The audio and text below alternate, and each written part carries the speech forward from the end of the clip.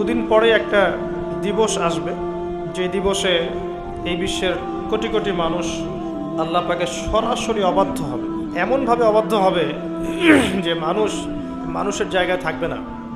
মানুষ তার প্রবৃত্তির পাশবিক দাসত্ব করবে। আল্লাহ পাক কি জন্য সৃষ্টি করতে গেলেন এই মহাবিশ্ব? উত্তর হচ্ছে ভালোবাসা। আল্লাহ পাক তার সৃষ্টিকে ভালোবাসেন। আল্লাহ রাব্বুল আলামিন তার মাখলুকদেরকে ভালোবাসেন এবং তিনি চেয়েছেন যেন আমরাও তাকে ভালোবাসি। আল্লাহ রাব্বুল আলামিন চেয়েছেন যে আমরাও যেন তাকে ভালোবাসি। আল্লাহ রাব্বুল আলামিন এর কাছে 100 ভাগ রহমত বা ভালোবাসা এবং দয়া আছে, যার মধ্যে 1 ভাগ, মাত্র 1 ভাগ তিনি পুরো মহাবিশ্বে ছড়িয়ে দিয়েছেন। সমস্ত সৃষ্টির মধ্যে এই 1 ভাগ ভালোবাসা বিরাজ করছে। এই 1 ভাগের মধ্যে আছে বাবা মায়ের প্রতি ভালোবাসা, স্ত্রী সন্তানের প্রতি ভালোবাসা, আমাদের বাচ্চা কাচ্চাদের প্রতি ভালোবাসা, আত্মীয়তার হক, প্রতিবেশীর হক, দেশকে ভালোবাসা, আবেগ অনুভূতি সব এই 1 ভাগের মধ্যে আছে। এই পুরো মহাবিশ্বে যত মহব্বত আছে এটা 1% মাত্র। আর এই 1 ভাগ ভালোবাসার জন্য আমরা কি করছি সেটা আমরাই বুঝতে পারছি। আর বাকি যে 99 ভাগ রহমত, দয়া, ভালোবাসা, এটার কথা আল্লাহ পাক বলেছেন, এটা দিয়ে আল্লাহ পাক কিয়ামতের দিন তার বান্দাদের প্রতি রহম করবেন ইনশাআল্লাহ। আশা করা যায় যে ইনশাআল্লাহ আমরা যদি তাওহীদের উপর থাকি, কবিরা গুনাহ না করি, গুনাহ হয়ে গেলেই তওবা করে ফিরে আসি, অন্যের ক্ষতি না করি, সুন্নতে থাকার চেষ্টা করি, হালাল খাই, আশা করা যায় ইনশাআল্লাহ আমরা জান্নাতে যাব। এটা এত কঠিন কিছু হবে না ইনশাআল্লাহ তাআলা। শর্ত হচ্ছে তাওহীদ, আল্লাহ পাকের একত্ববাদ, হালাল রিজিক, তার নবীর সুন্নত এবং দিনটাকে পরিপূর্ণরূপে গ্রহণ করা। আমল করতে পারেন না পারেন, আকীদা বিশ্বাস রাখা, ইসলাম একটা পরিপূর্ণ জীবন ব্যবস্থা, এর মধ্যেই প্রত্যেকটা বিষয়ের সমাধান আছে। হয়তো আপনি আমল করতে পারবেন না, কিন্তু আকীদা আছে। আশা করা যায় ইনশাআল্লাহ আল্লাহ পাক সগীরা গুনাহগুলো আমাদের মাফ করে দেবেন ইনশাআল্লাহ তাআলা। 99 ভাগ রহমত। কয়েকটা এক্সাম্পল দিচ্ছি আমি।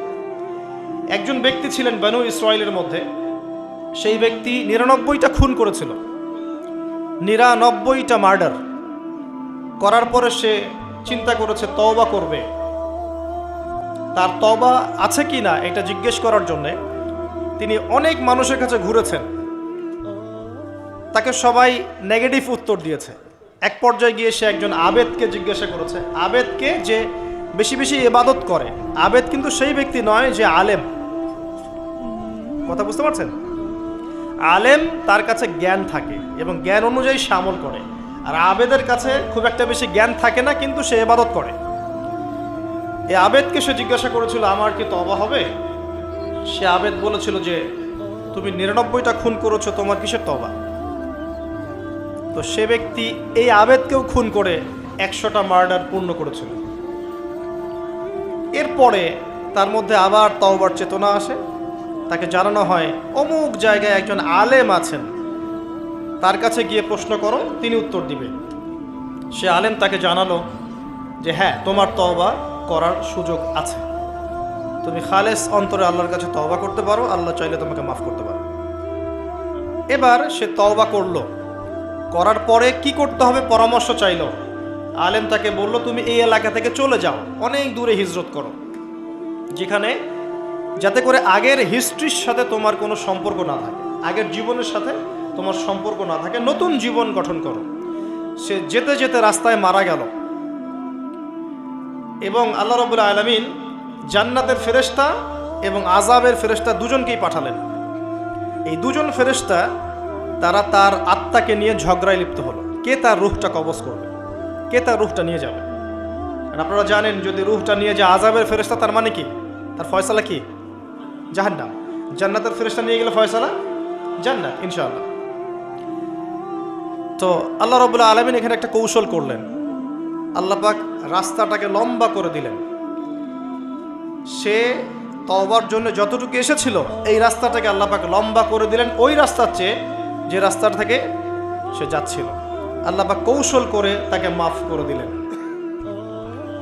আল্লাহ পাক ফেরেশতাদেরকে বললেন, রাস্তাটা পরিমাপ করে দেখো, কোন রাস্তার পরিমাপটা বেশি, সে যেখানে যাচ্ছিল সেটা না তওবার রাস্তা।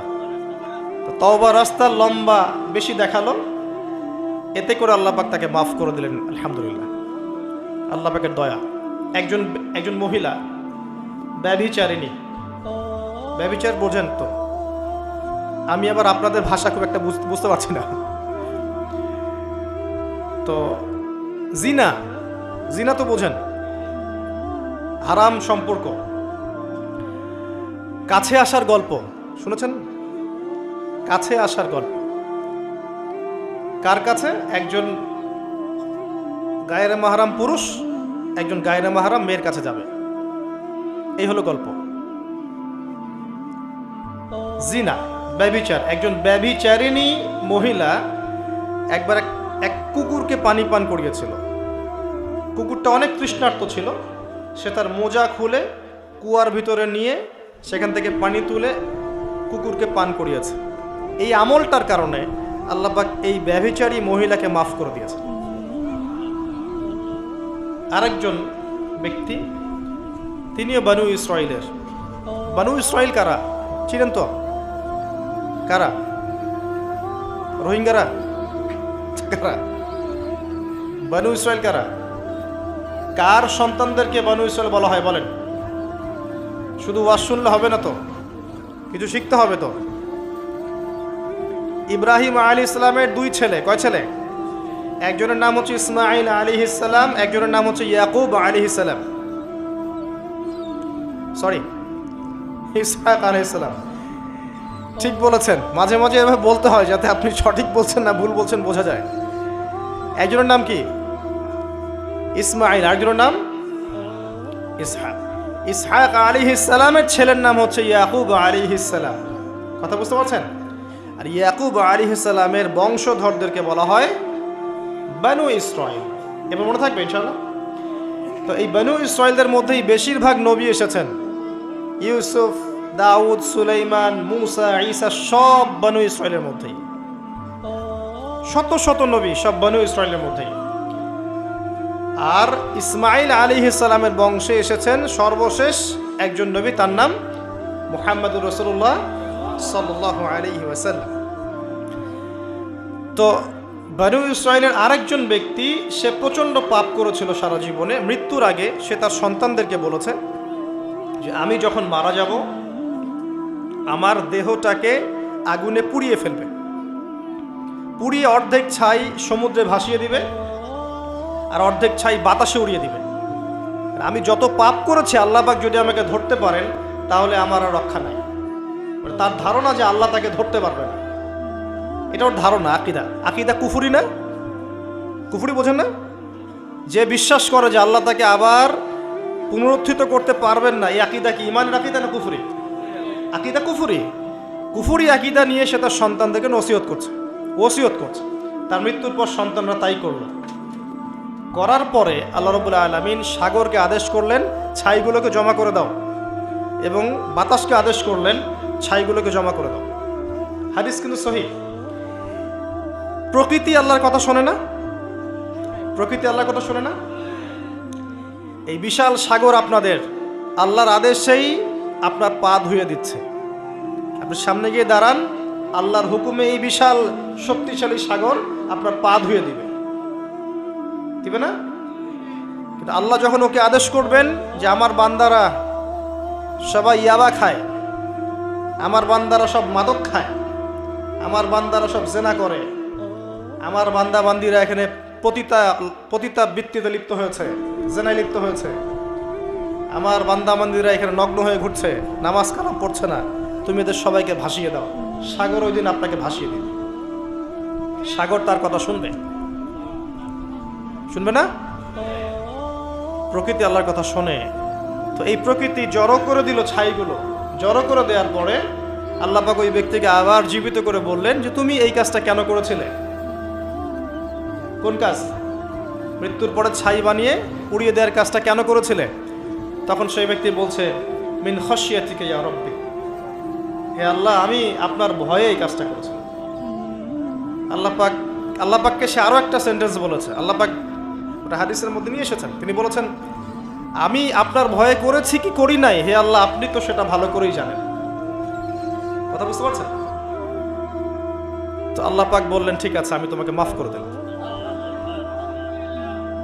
এখানে কিন্তু পাপ করার অ্যাক্সেস দেওয়া হচ্ছে না, আপনাকে পাপ করতে উৎসাহিত করা হচ্ছে না। আল্লাহ পাকের দয়া রহমত আমি বুঝাতে গিয়ে এই কয়েকটা হাদিস আপনাকে বললাম। 100 ভাগ দয়া আল্লাহর কাছে আছে, 1 ভাগ তিনি ছড়িয়ে দিয়েছেন আমাদের সবার মধ্যে। কত মহব্বত করি আমরা আমাদের সন্তানকে, তাই না? স্ত্রীদেরকে, আমাদের মাদেরকে, আমাদের বাবাদেরকে, আমাদের দেশকে, আমাদের সমাজকে, আত্মীয়দেরকে, প্রতিবেশীদেরকে মহব্বত করি না, ভালোবাসি না? এই ভালোবাসা 1 ভাগ ভালোবাসার অংশ।